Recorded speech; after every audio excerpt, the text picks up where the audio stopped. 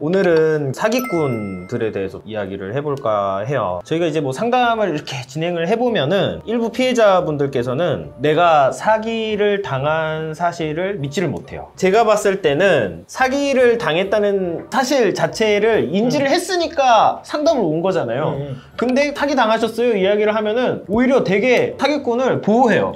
그분은 그게 아니라 이렇게 해준다 그랬고, 그럼 이제 계속 이야기를 하다 보면 이게 어쨌든 제 의견을 들으러 오셨는데 자꾸 이렇게 변호를 하시면 어떡하시냐 뭐 이야기를 하는데, 이게 보면은 사실은 비단 피해자한테만 문제가 있다기보다는 사기꾼들이 그렇게 잘 만들어요, 피해자를. 기본적으로 사기꾼들은 상대방을 속이는 사람이잖아요. 그러니까 이게 좀 가스라이팅에 능한 특징이 있는 것 같아요. 그래서 좀 오늘 그 용성호 변호사님하고 이게 좀 사기꾼들의 좀 대표적인 어떤 행동? 특징들에 대해서 한번 좀 이야기를 나눠보면 재밌을 것 같아서 이야기를 해볼까 해요. 그래서 사실 제가 봤을 때 제일 하수는 그냥 이제 잠수를 타고 연락을 피하고 이런 분들이 이제 사기꾼들 중에 제일 하수인 것 같거든요. 이제 진정한 사기꾼은 이건 것 같아요. 이 사람들 화려해요. 뭐 외제차 끌고 다니고 집도 막 들으면 아는 집 사는데 자기 명의로 돈이 하나도 없고, 이런 분들은 결국 실형이 나오면 혹은 구속이 되면 어디서 돈이 생겨서 갖고 와요. 그것도 신기해요. 그죠? 그 돈을 어디서 갖고 오는데, 민사소송으로 돈 내놓으라고 하면은 하나도 없다고 그렇죠. 배짜라고 하더니 구속되면은 돈 합의금이 갖고 생겨. 오죠. 그래서 제가 봤을 땐 사기꾼 특징 중에 하나는 본인 쓸 거 다 쓰고 화려하게 사는데 본인 명의의 재산은 없다. 이게 특징 하나인 것 같고요. 용성호 변호사님 하나 찍어주시죠. 제가 생각하는 사기꾼의 특징은 일반적으로 우리가 사회 통념상 생각하는 수치를 훨씬 상회하는 수치를 얘기해요. 예를 들어서 우리가 김수환 변호사 어디 우리 투자 좀 할까? 그럼 뭐 한 1000만 원? 이게 아니라 사기꾼들은 내가 지금 100억 단위의 뭔가를 불리고 있는데 일단 내가 생각하는 액수랑 너무 달라. 나는 100만 원, 기껏해야 1000만 원 단위의 뭔가를 생각하는데 이 사기꾼 놈들은 벌써 몇백억 단위 얘기를 하고 있어. 이게 가장 첫 번째인 것 같고, 두 번째는 퍼센트도 너무 달라. 우리가 일반적으로 주식해서 와 정말 막 대박났다 하면은 뭐 보통 뭐 상한가 쳐도 얼마예요? 15%? 이 정도잖아요. 뭐 예를 들어 아니면 한 1년 내내 은행에다가 넣어 봐야 요즘엔 뭐 4%이 정도고, 뭐 상가 이런 걸로 수익률 나오는 것도 6% 나오면 정말 잘 나온다 이러는데 얘네들은 일단 기본적으로 몇 달 안에 100%, 6개월 안에 뭐 원금 회수, 그렇죠. 뭐 이런 거, 이런 용어들을 사용하는 자체가 기본적으로 약간 사기꾼의 기질이 매우 농후하다라는 생각이 들어요.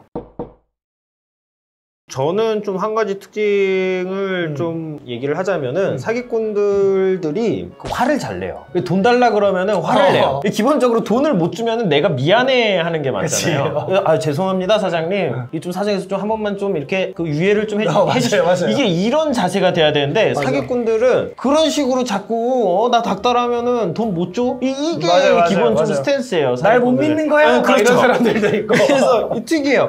굉장히 당당하고 혼을 내고, 그렇게 되면은 또 일부 피해자분들은 또 주눅이 들어가지고 무서워서 연락을 못 하겠다는 거예요. 내 돈 달라는 연락을 해야 되는데 화를 내니까 연락을 못 하겠다는 거죠. 그래서 이런 분들 특징은 적반하장식으로 그렇게 화를 내다가 다시 돈을 빌려요. 이게 뭐냐면은 이거 돈 받고 싶으면은 지금 이거 사업에 지금 돈이 더 필요해서 수익이 날려면은 돈이 더 필요하다. 돈 더 갖고 와라. 안 그러면은 돈 못 준다. 근데 그거를 너무 당당하게 뭐 기회를 제공하는 양, 사기 피해자가 될 기회를 이제 막 제공하는 양, 막 그거를 당당하게 좀 그 어필하는 그런 좀 특징이 있는 것 같아요. 그런 것도 되게 많은 것 같아요. 일부러 어려운 단어들을 사용하는 거 진짜 많은 것 같아요. 뭐 내가 어디에 투자했다 이게 아니라 뭐 예를 들어서 농어촌에 계신 이런 어른분들한테 코인이 어땠고 뭐 상장이 어땠고 채굴이 어땠고 뭐 채굴할 때 가스비가 어땠고 잘 모르잖아요. 그러니까 일부러 그런 용어를 써. 그런 용어를 쓰면서 마치 그게 기본 상식인 것처럼 얘기해. 그러니까 그걸 듣는 사람 입장에서는 코인 채굴이 뭐예요? 가스가 뭐예요? 라고 물어보기에는 마치 나는 상식도 없는 사람 같으니까 물어보지도 못해. 그러니까 뭐라고 얘기를 하고 어려운 단어를 쓰는데 차마 물어보지는 못하고, 그러니까 아 뭐 그렇죠 라고 마치 내가 이해하는 것처럼 돼버리니까 그럼 돈을 빌려주시죠 라고 했을 때 근데 무슨 말인지 모르겠는데요 라고 말을 하기가 어려워지는 경우가 있는 것 같아. 간혹 가다가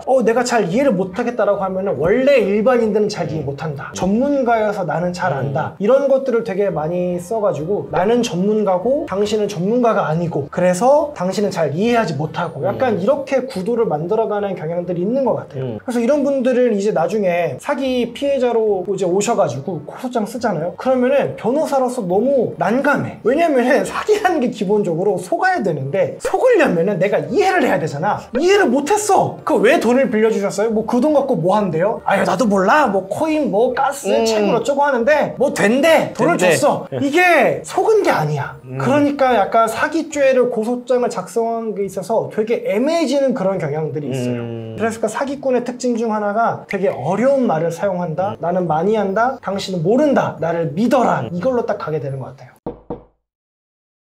제가 봤을 때는요, 뭐 사기꾼 또 다양하잖아요. 근데 이제 뭐 어떤 그런 특징들이랑 상관없이 어쨌든 돈을 갚아야 되는 사람이잖아요. 그쵸. 내 돈을. 네. 그러니까 기죽지 말고 요청할 거 요청하고 피하는 사람들 같은 경우는 또 어쩔 수 없겠지만은 제가 봤을 때 피해자분들이 스스로 좀 당당해지셔도 된다. 그렇죠. 네. 그리고 본인이 상식에 부합하다고 옳다고 생각하는 게 그게 맞는 거다. 사기꾼의 말이 맞는 것이 아니다. 좀 이런 말씀을 드리고 싶어요. 그래서 이게 사기꾼들한테서 빨리 벗어나는 것도 피해를 최소화하는 되게 중요한 포인트이거든요.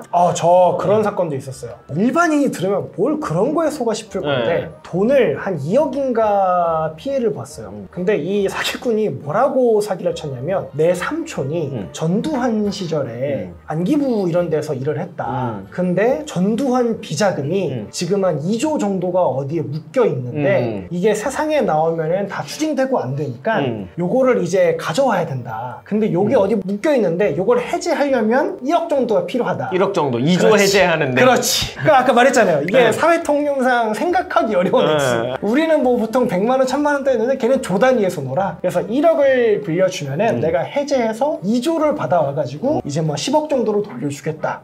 이렇게 한 것도 봤어요. 근데 그거를 하나만 본 게 아니야. 그런 류의 사건들을 저 한 3-4개 봤거든요. 그런 지하자금이 실제 어디 있는 건지 뭐 어쨌든 그런 지하자금을 양성화하는 데는 돈이 조금 들어가는데 그 돈을 주면은 내가 몇십 배에 달하는 수익을 주겠다. 이런 것들이 되게 많았어요. 어쨌든 피해자분들, 사기꾼들한테 너무 기죽지 말고 당당해지고 그렇죠. 본인의 상식을 믿고서는 네. 사건을 좀 이성적으로 좀 판단을 해보시면 정확하게 본인이 처해 있는 답을 얻고 그다음에 이제 뭐 변호사 상담을 받고 사건을 풀어가기 위한 좀 적극적인 움직임을 가져가실 수 있다 이렇게 생각이 듭니다. 네, 이상입니다.